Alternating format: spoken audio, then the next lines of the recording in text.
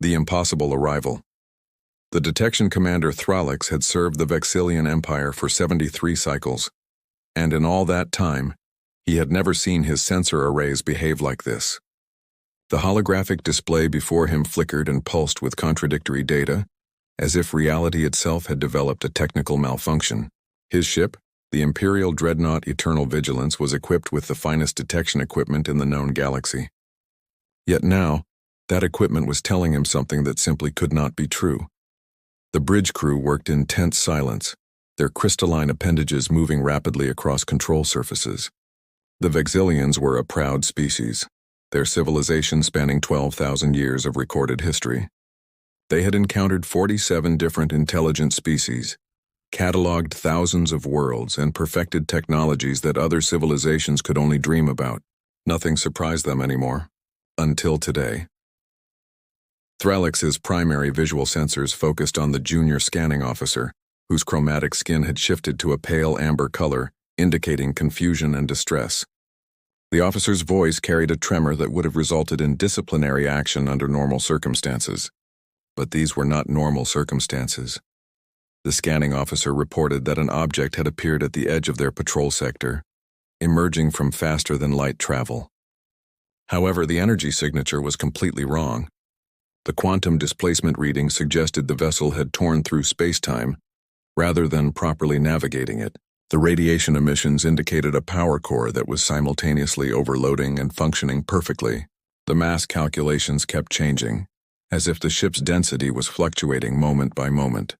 Thralix felt his internal temperature drop, a physiological response his species experienced when confronted with genuine uncertainty. He ordered the tactical officer to run a full diagnostic on all sensor systems. Perhaps there was a malfunction. Perhaps the equipment had been damaged by a micrometeorite strike they had not detected. Perhaps this was some kind of elaborate test from Imperial Command to evaluate his crew's readiness. The tactical officer completed the diagnostic within moments. All systems were functioning perfectly. The impossible readings were real. First visual contact Thralix made the decision that would later be analyzed by Imperial strategists for years to come. He ordered a visual scan. If the sensors could not be trusted, perhaps direct observation would provide clarity. The main viewing screen activated, and the bridge fell into absolute silence. The vessel before them defied every principle of proper starship construction. It was enormous, nearly matching the size of an Imperial dreadnought, but its appearance suggested it had been assembled by a species that had never heard of aesthetic design or structural efficiency. The hull was a patchwork of different materials, some sections appearing to be reinforced steel while others looked like composite ceramics. Entire sections were different colors, ranging from dark gray to burnt orange to a peculiar shade of white that seemed to be some kind of heat-resistant coating applied unevenly. What disturbed Thralix most was not the mismatched appearance, but the visible damage. Scorch marks covered large portions of the hull. Several areas showed evidence of emergency repairs, with welded plates secured over what must have been hull breaches. Exposed conduits ran along the exterior in places where they should have been protected by armor plating. Most shocking of all, portions of the vessel appeared to be held together by some kind of industrial bonding compound. Visible as dark seams between hull sections, the ship bristled with weapons, but even these seemed wrong. Missile pods were mounted at odd angles. Energy weapon emplacements appeared to have been added as afterthoughts, their mounting brackets clearly not part of the original design. Several weapon systems looked like they had been salvaged from completely different types of vessels and simply bolted onto available space. The science coordinator, an elderly Vexillian named Zephal, whose crystals had faded to a dignified silver with age, spoke with barely concealed horror. The vessel was radiating energy across multiple spectrums simultaneously. Its reactor was generating power levels that should have caused a catastrophic meltdown within the first few moments of operation. The shielding around the power core was inadequate by a factor of 10. The weapon systems were drawing more energy than they should be able to handle. By all calculations, this ship should have destroyed itself before completing its first jump through faster-than-light space. Yet, there it was, not only intact but apparently fully operational. Making contact, Thralix straightened his thorax and made the decision to initiate communication. First contact protocols had been refined over thousands of years. The Empire knew how to approach unknown species with appropriate caution and dignity. He ordered the communications officer to broadcast a standard greeting on all common frequencies, translated into the 12 most widely used galactic languages. The response came almost immediately, which itself was unusual. Most species required time to analyze an unknown communication method and formulate a response. The voice that came through the speakers was strange, with unusual tonal variations and an accent that the translation matrix struggled to process properly. The being identified itself as Captain James Morrison of the Terran, Colonial Defense Force vessel Defiant Thunder. The creature explained that they came in peace and apologized for any intrusion into Vexillian space. Their navigation systems were still being calibrated after their first military expedition beyond what they called the Sol system. They had apparently been aiming for an entirely different sector and had miscalculated their jump coordinates by several light years. Thralix felt his confusion deepen.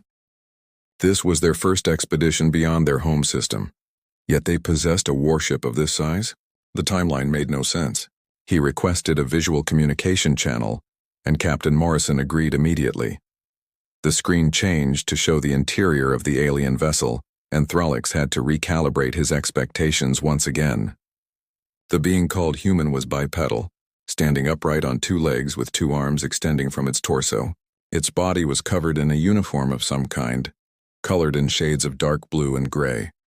The creature had only two eyes, positioned at the front of its head, and its face was remarkably flat compared to most species the Empire had encountered. What struck Thralix most was the expression on the human's face. Despite commanding a vessel that looked like it might fall apart at any moment, despite being lost in unknown space, despite facing an Imperial dreadnought that could presumably destroy his ship with ease, Captain Morrison appeared completely calm. In fact, the slight upward curve of his mouth suggested he was pleased about the encounter. Behind the captain, Thralix could see other humans moving about. One of them was doing something with a handheld device that was shooting sparks. Another was looking at a display screen that was clearly malfunctioning, its surface flickering erratically. An alarm was definitely sounding somewhere in the background, a repetitive tone that the humans seemed to be ignoring entirely. The impossible timeline Thralix began asking questions, carefully probing to understand what he was dealing with. Captain Morrison answered readily, seemingly happy to engage in conversation. The human explained that their species had achieved faster than light travel approximately 47 years ago. They had spent the first 2 decades exploring their own solar system and establishing colonies on nearby planets and moons. Military applications of the technology had been developed more recently, within the last 15 years. Thralix felt his core temperature drop even further. 47 years. The Vexillian Empire had taken nearly 3,000 years to develop faster-than-light technology, from the moment they first achieved spaceflight. The fastest development timeline the Empire had ever documented was the Krell Collective, who had managed it in 1,800 years through the wholesale adoption of technology from a more advanced species they had encountered. 47 years was impossible. It suggested either that humanity had received technology from an unknown benefactor, or that they had somehow leapfrogged thousands of years of normal technological development. Neither explanation was comforting. Captain Morrison continued explaining, his tone conversational and almost casual. He mentioned that their faster-than-light drive had been developed by accident during a military research project.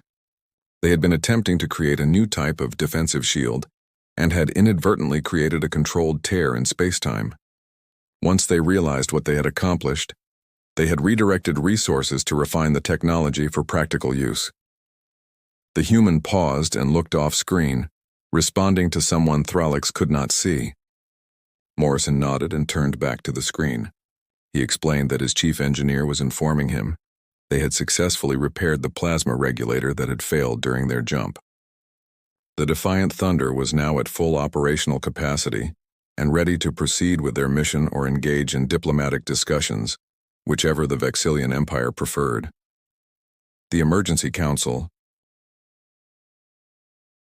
Thralix immediately called for an emergency council session with his senior officers. The humans apparently had no objection to waiting, with Captain Morrison mentioning that his crew could use the time to complete some routine maintenance tasks. The communication channel was muted, and the Vexillian bridge crew gathered around the central holographic display. Science coordinator Zefal presented an analysis that only deepened the mystery. According to detailed scans, the human vessel was operating multiple systems simultaneously that should have been incompatible with each other.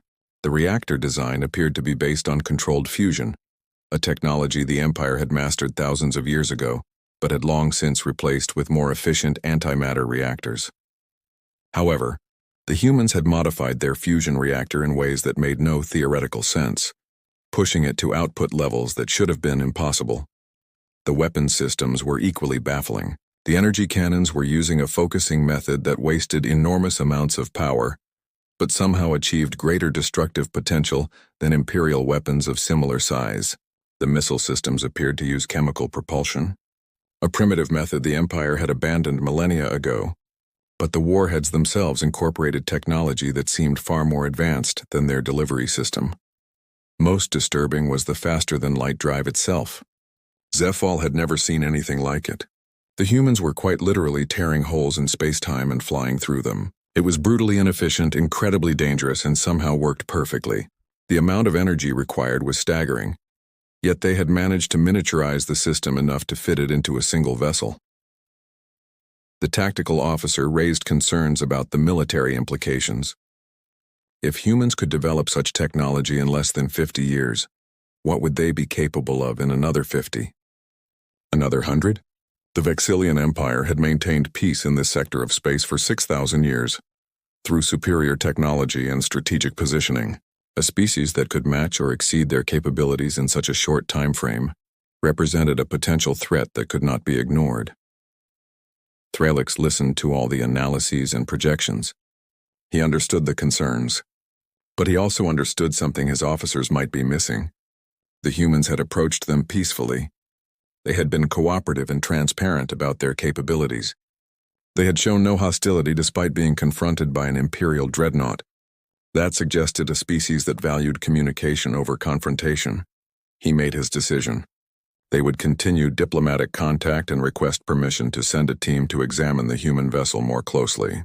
If Captain Morrison agreed, it would provide invaluable intelligence about human technology and intentions. If he refused, that itself would be informative. The demonstration Threlix reopened the communication channel and made his proposal. Captain Morrison listened carefully, then consulted with someone off-screen for several moments. When he turned back, he agreed readily to the inspection request. He mentioned that his crew would be fascinated to learn about Vexillian technology as well, and suggested a mutual exchange of information. As they were discussing the logistics of the inspection, something happened that would be analyzed extensively in the reports Threlix would file later. One of the humans visible in the background called out something urgent. Captain Morrison's expression changed slightly, and he held up one hand in what the Vexillian translation database identified. As a gesture requesting patience, the human captain explained that his weapons officer was conducting a routine systems check and needed to activate the weapon systems briefly to verify they had not been damaged during the jump. He assured Threlix that no weapons would be targeted at the Eternal Vigilance, and the activation would last only a few seconds. Before Threlix could respond, the human warship's weapons came online. Every sensor on the Imperial dreadnought screamed warnings simultaneously. The energy readings were beyond anything Threlix had seen outside of a major fleet engagement. Power levels spiked across multiple spectrums. Weapons locks activated and disengaged in rapid succession. The targeting systems were moving so fast that the Imperial computers struggled to track them. Then, just as suddenly as it had begun, everything went quiet. The human weapons powered down. Captain Morrison looked back at the screen and smiled, making a brief apology for the interruption. His weapons officer had confirmed that all systems were functioning properly. They were ready to proceed with the inspection whenever the Vexillians were prepared. Threlix sat in stunned silence. The demonstration had lasted less than 5 seconds. In that time, the human warship had achieved weapons lock on 17 different critical systems on the Eternal Vigilance. The targeting speed had been faster than anything in the Imperial arsenal. If Morrison had given the order to fire, the Vexillian dreadnought would have been crippled before it could respond, and the humans had called it a routine systems check. The science coordinator was frantically reviewing the data. The acceleration of the targeting systems had defied their understanding of the human ship's capabilities. The power surge should have overloaded their reactor. The weapons should have taken minutes to charge, not seconds. Nothing about what they had just witnessed should have been possible. Thralix realized with absolute certainty that everything was about to change. The Vexillian Empire had just encountered a species that did not play by the established rules.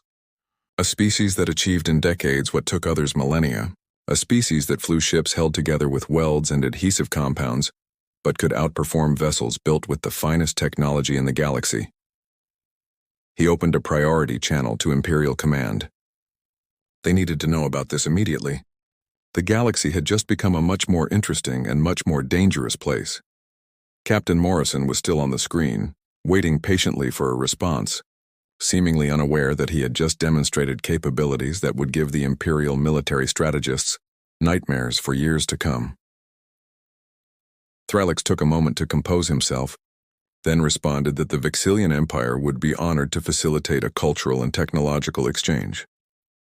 Internally, he added one more thought.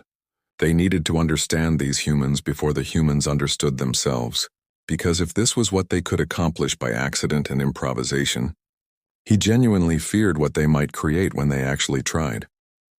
Understanding the threat, the inspection begins. Inspection team assembled in the Eternal Vigilance's primary shuttle bay consisted of the Empire's finest minds.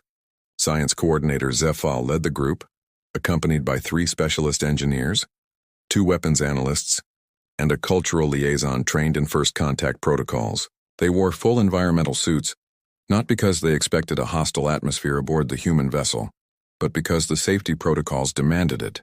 Standard procedure required protective equipment when boarding any unknown vessel, especially one that appeared to be held together by improvisation and luck.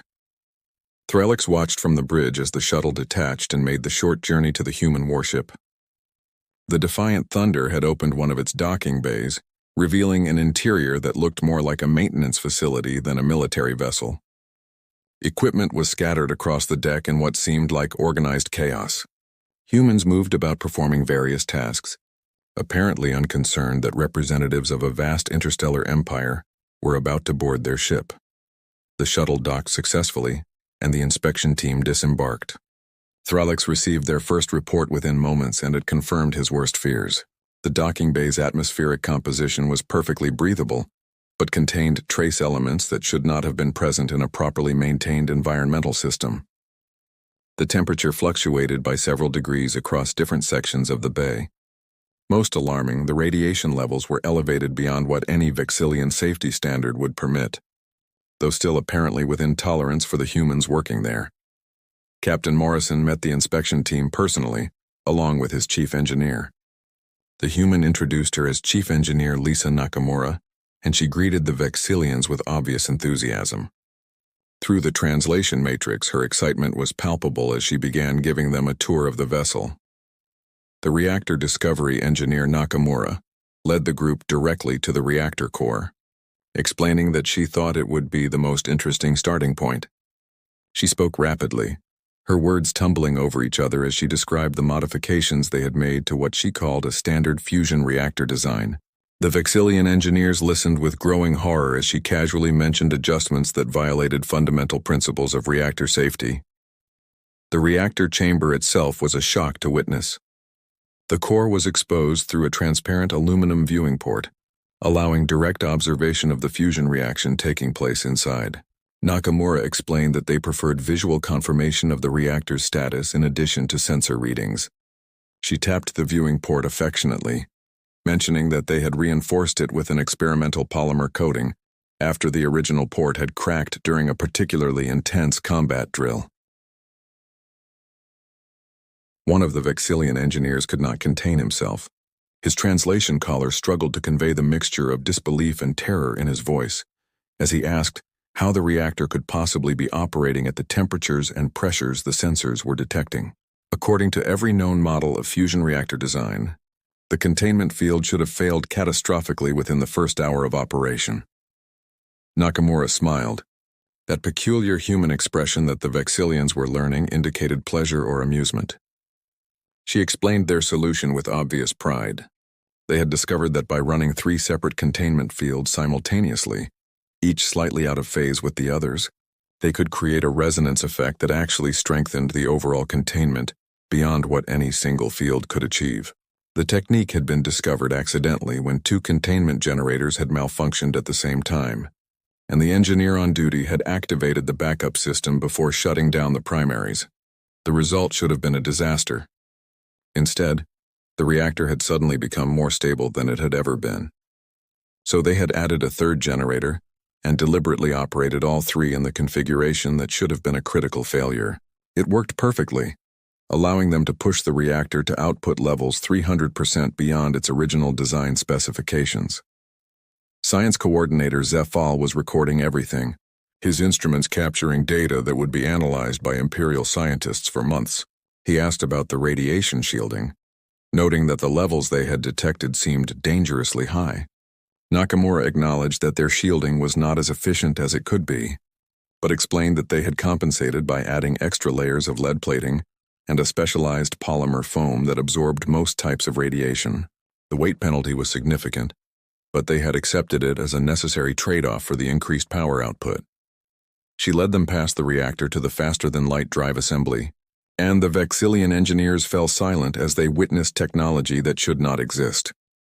The drive was a massive piece of equipment that occupied an entire chamber, its components a bewildering mixture of cutting-edge and primitive. Nakamura explained that the core mechanism had been adapted from a weapons research project, combined with industrial mining lasers, and controlled by software originally designed for calculating asteroid trajectories. The Vexillians had no reference point for what they were seeing. Every species they had encountered had developed faster-than-light travel through careful refinement of theoretical physics, gradually building up from sublight experiments to controlled superluminal travel.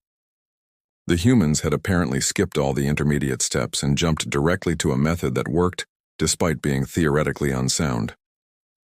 The Weapons Systems Lieutenant Marcus Webb, the human tactical officer, joined the tour as they moved to the weapons systems. He was younger than Captain Morrison, with an eager energy that reminded Zefal of junior researchers excited to present their findings. Webb began describing the ship's armament with clear enthusiasm, apparently delighted to have an audience that appreciated the technical aspects. The primary weapons were what the humans called particle cannons, which fired streams of accelerated ions at relativistic velocities. The Vexillian weapons analysts recognized the basic principle, as the Empire had experimented with similar designs thousands of years ago before determining they were too inefficient for practical use. The power requirements were enormous, and the waste heat generated required massive cooling systems that added unacceptable weight to any vessel. Webb explained how they had solved those problems through what he described as creative engineering. Instead of trying to make the weapons more efficient, they had simply increased the power supply and built better cooling systems. The reactor's massive output meant they had power to spare, and the cooling system used a closed-loop liquid nitrogen circulation that was ridiculously simple but surprisingly effective. When asked about the targeting systems that had demonstrated such impressive speed during the systems check, Webb's expression brightened even further. He explained that standard targeting computers processed vast amounts of data to calculate optimal firing solutions, which took time. The human approach was different. They had programmed their computers to make quick approximations rather than perfect calculations, accepting a small decrease in accuracy for a massive increase in targeting speed. The Vexillian weapons analysts exchanged glances. The concept was simultaneously crude and brilliant.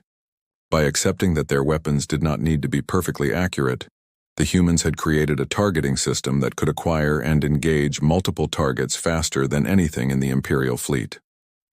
In actual combat, the ability to fire first often mattered more than the ability to fire perfectly. Webb demonstrated several other weapon systems, each one revealing the same pattern. The humans had identified the core function they needed, ignored conventional wisdom about how to achieve it, and implemented solutions that worked despite being theoretically suboptimal. Their missile systems used chemical propulsion because it was reliable and easy to maintain. Even though more advanced drives existed, their defensive shields operated on a frequency-shifting pattern that wasted enormous amounts of energy, but made them nearly impossible to target effectively. The cultural exchange, as the inspection continued. The Vexillian cultural liaison began engaging Captain Morrison in broader conversation about human civilization. The discussion revealed information that was perhaps more disturbing than the technological discoveries. Morrison explained that humanity had a long history of warfare, with conflicts ranging from tribal disputes to global wars that had reshaped their entire planet multiple times. This constant state of conflict had driven rapid innovation.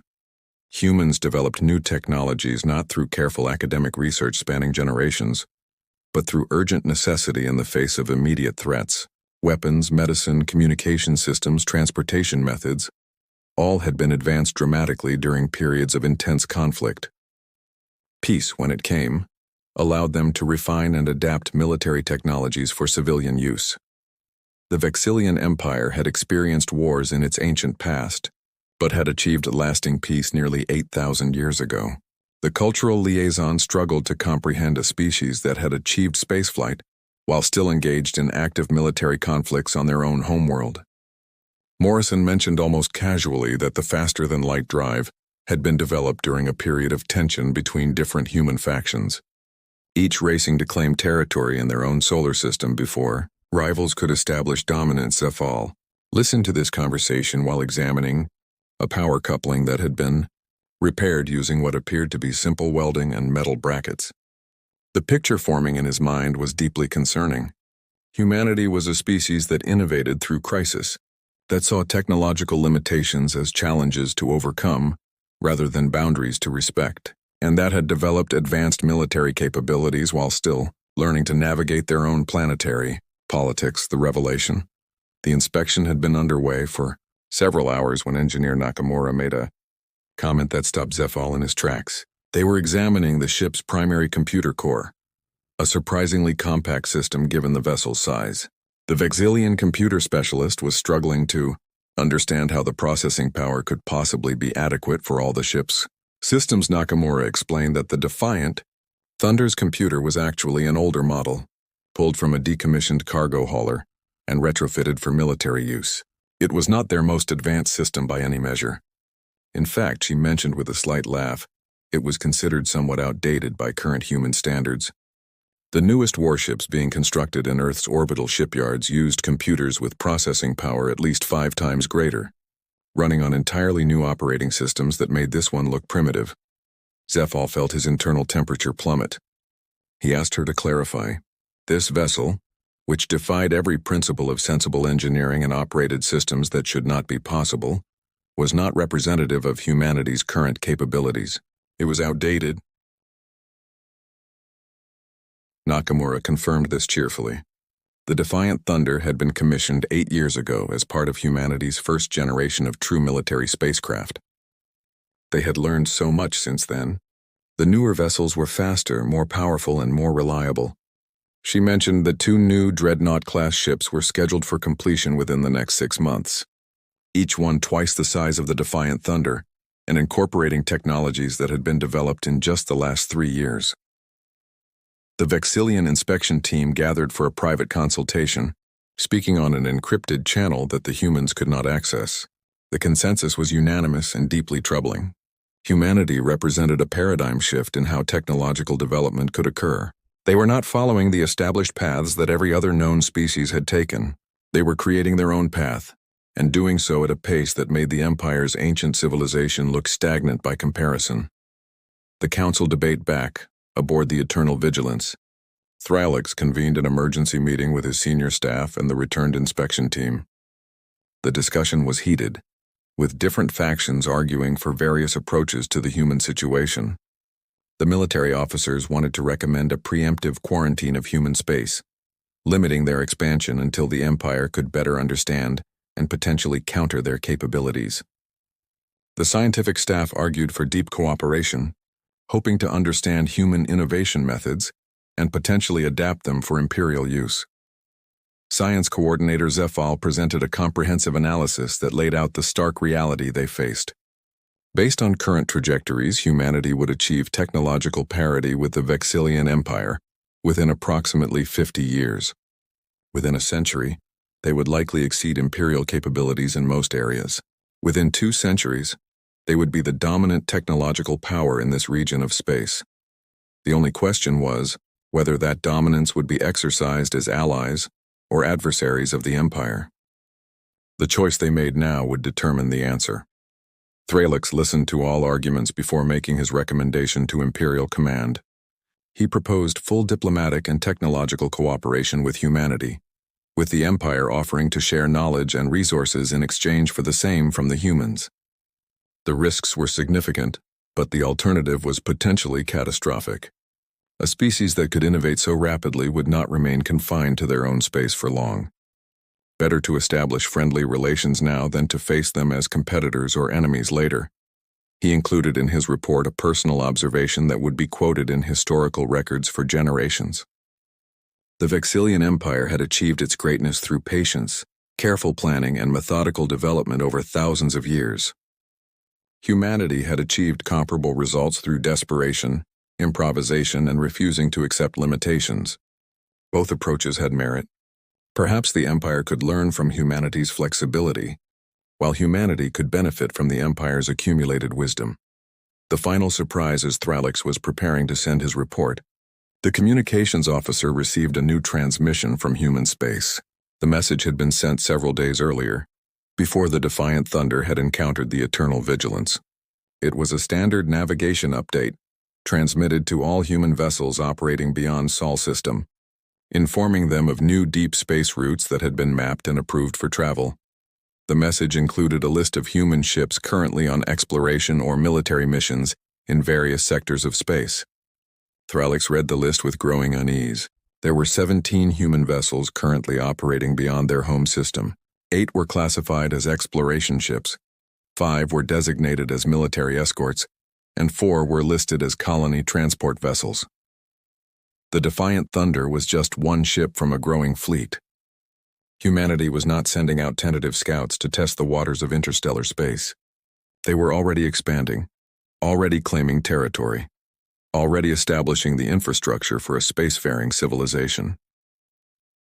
The communications officer pointed out something else in the transmission. 3 of the human vessels were listed as heading toward sectors that the Empire had designated as off-limits, due to spatial anomalies and dangerous radiation fields.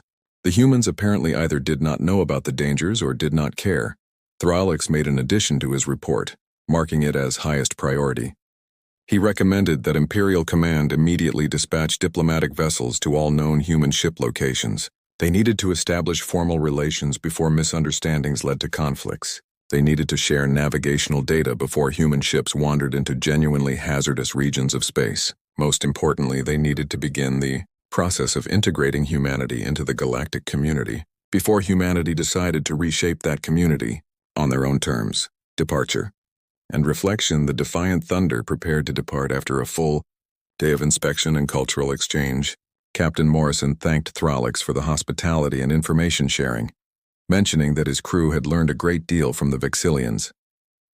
He provided coordinates for Earth and extended an invitation for Imperial representatives to visit humanity's home system whenever convenient. As the human warship powered up its faster-than-light drive, Thralix watched from the bridge with mixed feelings of fascination and concern. The drive activated with none of the smooth precision of Imperial technology. Instead, space itself seemed to tear open in front of the vessel, a violent rip in the fabric of reality that made every sensor on the Eternal Vigilance scream warnings. The Defiant Thunder accelerated directly into that impossible tear, and then both ship and anomaly vanished, leaving only rapidly dispersing exotic particles and a faint gravitational echo. Science Coordinator Zeph-Al approached Thralix's command station. The elderly scientist's crystals had shifted to a deep blue color, indicating contemplation and concern. He spoke quietly. His words meant only for the commander. In all his years of research and exploration, he had never encountered a species quite like humanity. They possessed the reckless confidence of a young civilization, combined with the technological capabilities of a mature one. They ignored rules that governed everyone else, not out of ignorance, but because they genuinely did not believe those rules applied to them. The terrifying part, Zeph-Al concluded, was that they were right. The rules did not apply to them. They had proven it by doing things that should be impossible and making them work through sheer determination and creative problem-solving. The galaxy was going to have to adjust to accommodate humanity, because humanity clearly had no intention of adjusting to accommodate the galaxy. Thralix acknowledged the assessment with a gesture of agreement. He added his own observation. The Vexillian Empire had spent 12,000 years becoming the dominant power in this region of space. They had done it through technological superiority, strategic positioning, and careful diplomacy. Humanity had the potential to achieve the same level of influence in a fraction of that time, and they would do it by being completely unpredictable and absolutely relentless.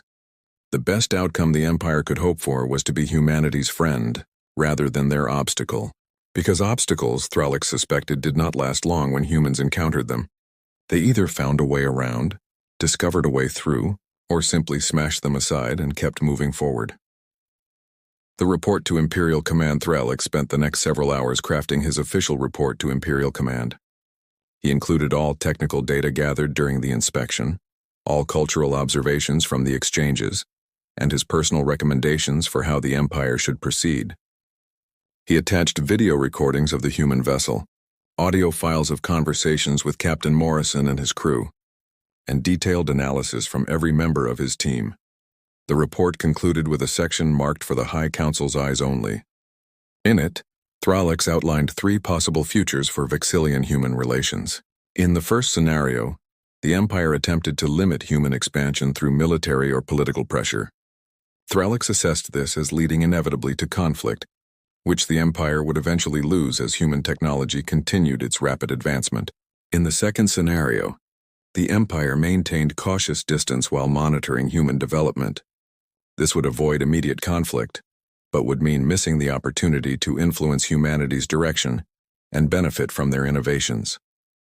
The third scenario was the one Thralix advocated: full cooperation and integration, with the Empire positioning itself as humanity's mentor and ally in galactic affairs. This approach carried risks, as it would mean sharing technology and knowledge with an unpredictable species, but it also offered the greatest potential benefits, including access to human innovation methods and the possibility of a genuine partnership between 2 powerful civilizations.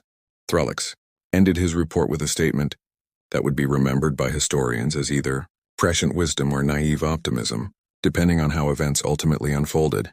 He wrote that the Vexillian Empire had a choice to make. They could fear humanity's potential and try to contain it, which would likely fail and create an enemy in the process. Or they could embrace humanity's unique perspective and capabilities, welcoming them as partners in exploring and protecting the galaxy. The choice seemed obvious to him. The Empire had survived for 12,000 years by adapting to changing circumstances and incorporating the best ideas from every species they encountered. Humanity represented the greatest change and the best ideas they had encountered in millennia. The only logical course was to adapt once again. The new reality. 3 days later, Thralix received a response from Imperial Command. It was brief and direct. His recommendations had been accepted.